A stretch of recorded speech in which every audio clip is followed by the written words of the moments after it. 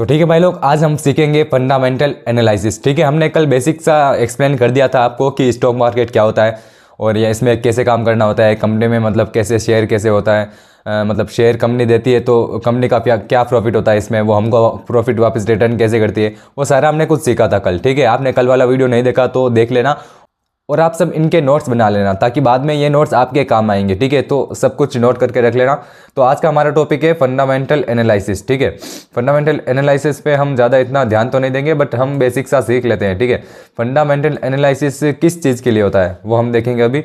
देखो fundamental analysis क्या काम में आता है। ठीक है, fundamental analysis use for long time investment. ठीक है, जब हम किसी कंपनी के शेयर लॉन्ग टाइम के लिए इन्वेस्ट करना है ना, जैसे कोई कंपनी है, हमें उसके लिए मतलब उसमें लॉन्ग टाइम तक इन्वेस्टमेंट करना है तो उसके लिए हमें फंडामेंटल एनालिसिस करना होता है। ठीक है, फंडामेंटल एनालिसिस में क्या क्या आता है, we research whole company in fundamental. ठीक है, फंडामेंटल एनालिसिस में हम पूरी कंपनी के ऊपर रिसर्च करते हैं और हम क्या क्या रिसर्च करते हैं कि कंपनी कैसी है। ठीक है, और ये कंपनी लीगल तो है ना, मतलब कोई इलीगल कंपनी तो नहीं है जिसमें आप अभी इन्वेस्टमेंट करोगे। ठीक है, फिर यहाँ पे क्या है, हाउ मच टर्नओवर, कंपनी का टर्नओवर कितना है, एक साल में कंपनी कितनी सेल्स ला रही है, कितना रेवेन्यू जनरेट कर रही है, कितने रुपए वो कमा रही है। ठीक है, उसके क्या एसेट्स है, वो कंपनी के पास कितने लोन्स है, उसने कितना लोन्स ले रखा है, वो सब भी हमें देखना है। ठीक है, how much loans does have company, मतलब कंपनी के पास कितना लोन्स है। ठीक है, फिर how is company growth in past year, मतलब पिछले 2-3 साल में कंपनी ने कितने पैसे कमाए हैं और या वो प्रॉफिट में रही है या फिर लॉस में रही है, वो सब हम फंडामेंटल एनालिसिस में सीखते हैं। ठीक है, तो फंडामेंटल एनालिसिस पे हम इतना ध्यान तो नहीं देंगे, इस वीडियो में ध्यान नहीं देंगे, हम इसके लिए एक डीप वीडियो अलग से बनाएंगे। तो फंडामेंटल एनालिसिस का हम आज बेसिक सा नॉलेज लेंगे। ठीक है, इसके ऊपर हम कभी और अलग से डीप वीडियो बनाएंगे, मतलब एकदम डीप नॉलेजेबल वीडियो बनाएंगे जिसमें कम से कम हमें 2 से 3 घंटे लग जाएंगे कि एक कंपनी के ऊपर अगर हम फंडामेंटल एनालिसिस करते हैं तो कैसे करना है। ठीक है, और इसके मतलब टाइम लग जाएगा, इसलिए मैं पहले तो स्टार्टिंग में शॉर्ट वीडियो बना रहा हूँ। ठीक है, जब हमारा स्टॉक ये सीरीज़ थोड़ी आगे बढ़ जाएगी ना तो बीच में मैं इसके ऊपर एक अच्छा सा वीडियो लाऊंगा जिसमें मैं बताऊंगा कि पूरा एकदम पूरा नॉलेज दूंगा कि कैसे करते हैं क्या करते हैं। अभी मैं बेसिक सा नॉलेज दे दूंगा कि हम कौन सी साइट पे जाएंगे, कंपनी के हम एसेट्स कैसे देखेंगे, कंपनी कितने टाइम से चल रही है, कितने प्रॉफिट में है, वो सब कहाँ पर देखना है वो मैं अभी बता दूंगा आपको। ठीक है, तो फिर ये तो हो गया, अब नेक्स्ट पे चलते हैं हम। देखो फंडामेंटल एनालिसिस, फंडामेंटल एनालिसिस में हमें पहले क्या देखना होता है, कंपनी के ट्रैक रिकॉर्ड। अब ट्रैक रिकॉर्ड क्या होते हैं, ट्रैक रिकॉर्ड वो होते हैं, देखो कंपनी ने पिछले 4 से 5 सालों में 2-3 सालों में को क्या परफॉर्मेंस दी है, मतलब कंपनी लॉस में रही है, घाटे में रही है, कंपनी ने कितना रेवेन्यू जनरेट किया है, कंपनी ने कितना प्रॉफिट किया है, वो सब पिछले 5 सालों में कंपनी कैसे परफॉर्म कर रही है, वो सब किस में आता है, ट्रैक रिकॉर्ड में। ठीक है, ट्रैक रिकॉर्ड में वो सब आता है। और फंडामेंटल एनालिसिस में हमें रिसेंट की परफॉर्मेंस भी देखनी रहती है, मतलब पिछले 1 वीक की, पिछले 2 वीक की, पिछले 1 मंथ की, ये मतलब ये सब भी परफॉर्मेंस हमें कंपनी की देखनी रहती है अगर हम कंपनी में लॉन्ग टाइम के लिए इन्वेस्टमेंट के लिए सोच रहे हैं तो। ठीक, तो यहाँ पे नेक्स्ट आ जाता है कि how can we do fundamental analysis of any company. ठीक है, तो उसके लिए क्या करना पड़ता है, check the balance sheet of company, company की बैलेंस शीट चेक करनी पड़ती है। वो कैसे करते हैं वो मैं अभी आपको आगे एक वेबसाइट पे ले जाके बता दूंगा। ठीक है, फिर क्या होता है, चेक कंपनी प्रॉफिट, कंपनी कितना प्रॉफिट कर रही है, क्या कर रही है, वो सब हमें यहाँ पे चेक करना पड़ता है। अब मतलब बैलेंस शीट होती क्या है वो आप समझ लो एक बार। देखो बैलेंस शीट में क्या क्या होता है कि कंपनी की ओपनिंग डेट से लेके और प्रेजेंट टाइम डेट, यानी कि जब कंपनी खुली तब से लेके आज तक कंपनी ने कितना रेवेन्यू जनरेट किया है और कंपनी ने कितने लोन्स लिए हैं, कंपनी ने कितने लोन्स ले रखे हैं, कंपनी ने कितना प्रॉफिट किया है और कंपनी ने कहाँ कहाँ पे इन्वेस्ट किया है, कंपनी के कौन कौन से एसेट्स है, उसमें ये सब आते हैं बैलेंस शीट में। बैलेंस शीट कैसे देखते हैं वो मैं अभी बता दूंगा। ठीक है, फिर क्या आता है, चेक कंपनी प्रॉफिट, कंपनी का हमें प्रॉफिट देखना होता है। ठीक है, कि कंपनी ने कितना प्रॉफिट किया है। फिर यहाँ पे होता है cheque cash flow, cash flow क्या होता है, मतलब कंपनी का टर्नओवर देखना, लोन देखना, कंपनी के एसेट्स देखना और कंपनी के ऊपर डीप एनालिसिस करना, क्या कहलाता है, कैश फ्लो। ये सब कंपनी के कैश फ्लो होते हैं। देखो ये बेसिक सी नॉलेज है। ठीक है, फंडामेंटल एनालिसिस के ऊपर मैं इतना बड़ा वीडियो नहीं बनाऊंगा, आपको बेसिक सा बता दूंगा। इसके बारे में कभी और एकदम अच्छा सा वीडियो बनाएंगे जिसमें हम पूरा एकदम बताएंगे कि फंडामेंटल एनालिसिस कैसे करते हैं। ठीक है, अभी बेसिक सा नॉलेज दे रहा हूँ। ठीक है, तो फिर यहाँ पे नेक्स्ट आ जाता है कि हमें यह भी देखना होता है कि कंपनी गवर्नमेंट रजिस्टर है या फिर नहीं, मतलब कंपनी के पास गवर्नमेंट सर्टिफिकेट है या फिर नहीं, या फिर कंपनी कुछ ऐसे ही है कि एक दिन के मेहमान है अगले दिन चली गई, वैसे नहीं होना चाहिए। तब हम अगर गवर्नमेंट रजिस्ट्रेशन नहीं है ना तो हम उस कंपनी में इन्वेस्ट नहीं करेंगे। देखो how can we do fundamental analysis of any company, इसके ऊपर मैं डीप एक्सप्लेनेशन वीडियो लाऊंगा बट आज नहीं कभी और। ठीक है, अभी पहले हम अब नेक्स्ट सीखने वाले हैं कि हम टेक्निकल एनालिसिस कैसे करेंगे। ऑप्शन ट्रेडिंग, यही वो हमारी मेन ट्रेडिंग होती है कि जिसमें हम ट्रेड करेंगे। ऑप्शन ट्रेडिंग क्या होती है, इसके 2 पार्ट आएंगे ऑप्शन ट्रेडिंग के, ठीक है। फिर हम आगे और भी बताएंगे, हम एक स्ट्रैटेजी भी लाएंगे 90% एक्यूरेसी वाली स्ट्रैटेजी।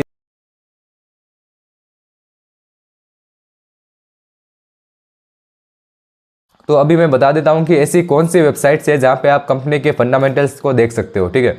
तो ये वीडियो मैं फिर से क्रिएट कर रहा हूँ, ठीक है। तो लगभग टाइम हो चुका है, रात के लगभग 12 बज रहे हैं, ठीक है। अब ये फिर से मैं क्रिएट क्यों कर रहा हूँ, देखो कुछ प्रॉब्लम आ गई थी पहले वीडियो में, ठीक है, इसलिए मैं फिर से क्रिएट कर रहा हूँ। तो मैं बता रहा था कि मैं आपको ऐसे कुछ वेबसाइट बताने वाला था, ऐसे 2-3 वेबसाइट जहाँ पे आप एक फंडामेंटल एनालिसिस चेक कर सकते हो, ठीक है। तो पहली वेबसाइट तो आ जाती है, आप क्रोम ब्राउज़र में आ जाना। देखो ये चीज़ें नोट कर लेना, ठीक है, क्योंकि आगे बहुत काम में आने वाली है। क्रोम ब्राउज़र में आना और यहाँ पे लिख लेना मनी कंट्रोल, ठीक है, मनी कंट्रोल लिख देना। ये फर्स्ट वेबसाइट है, इसमें हम फंडामेंटल एनालिसिस करते हैं, मतलब कंपनी के देखते हैं कि कंपनी कैसे ग्रो कर रही है, कंपनी के पिछले साल की क्या रिपोर्ट्स है, ये सब हम देखते हैं, ठीक है।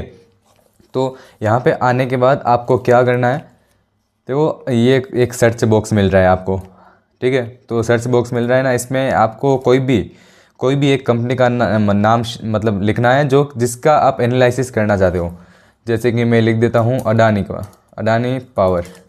इस कंपनी का मैं अभी फंडामेंटल एनालिसिस करूँगा, ठीक है। तो प्रेजेंट टाइम में इसकी वैल्यू हो जाती है 286 रुपीज़, ठीक है, और -2% में चल रहा है। और फिर हमें इनसे कुछ मतलब नहीं है, हमें तो करना है सीधा फंडामेंटल एनालिसिस। तो थोड़ा नीचे जाते हैं तो आपको यहाँ पे दिख जाएगा फाइनेंशियल का कुछ चार्ट, ठीक है। जैसे ही हम थोड़ा नीचे आते हैं तो देख लो ये प्राइस एंड वॉल्यूम, ये भी आप देख सकते हो, ठीक है। 1 वीक में क्या प्राइस है, क्या वॉल्यूम रहा है, ठीक है। ये सब मैं सिखा दूंगा, अभी बेसिक सा बता रहा हूँ, इसके ऊपर एक प्रॉपर वीडियो बना दूंगा।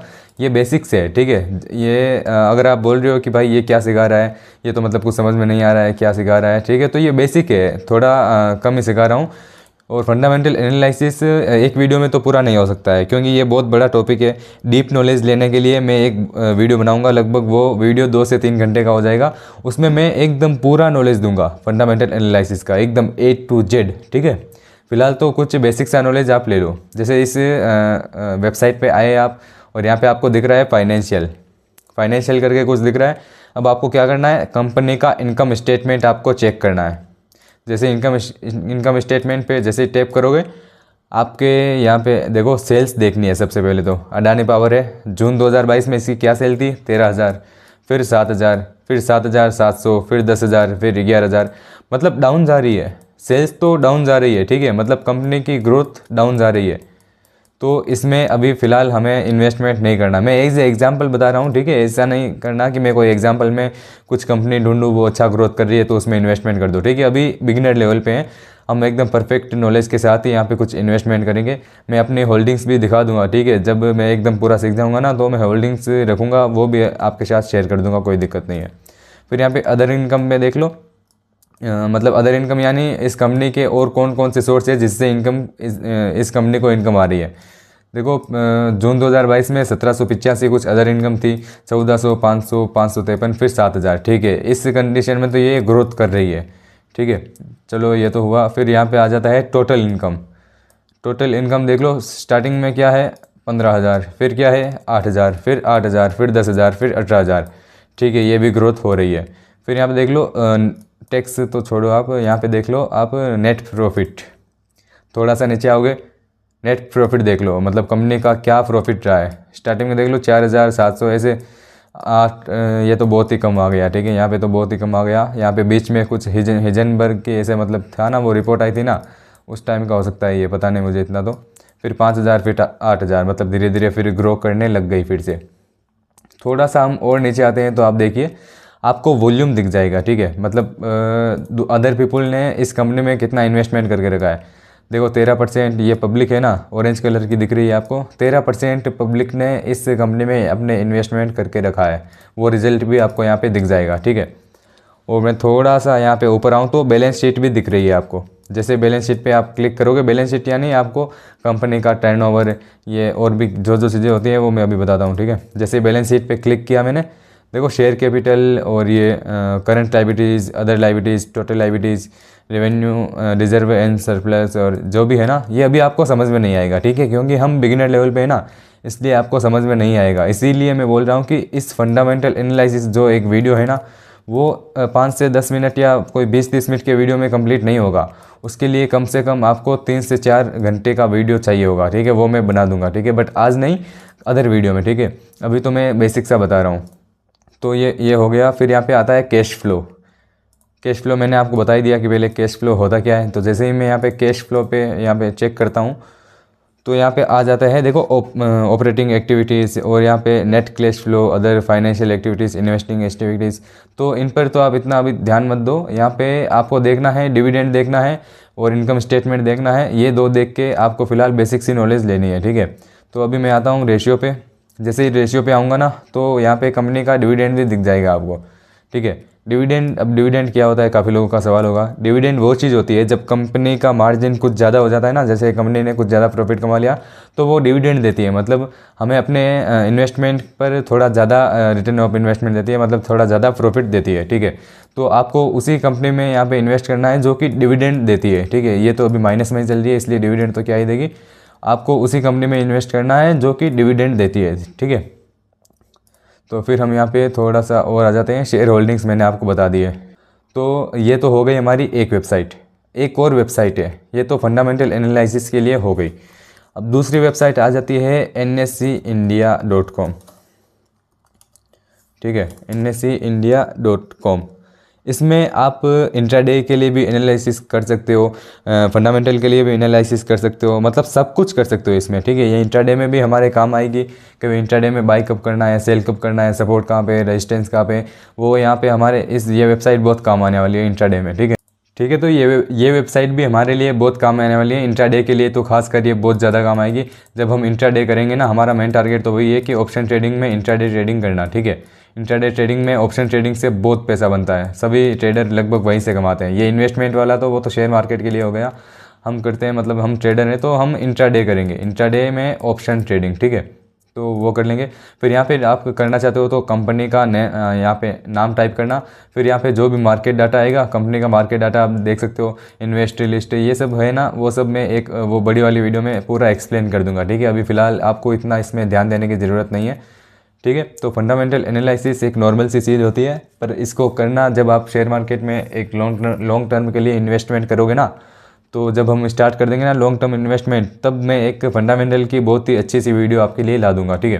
फिलहाल तो इतना ध्यान रख लो, फंडामेंटल एनालिसिस, यानी किसी कंपनी में अगर लॉन्ग टर्म इन्वेस्टमेंट करना है तो फंडामेंटल एनालिसिस करना बहुत ज़रूरी है, ठीक है। तो बस आज के लिए इतना ही था। और यहाँ पे कल हम करेंगे यहाँ पे ऑप्शन ट्रेडिंग, ठीक है। कल हम यहाँ पे ऑप्शन ट्रेडिंग के बारे में सीखेंगे।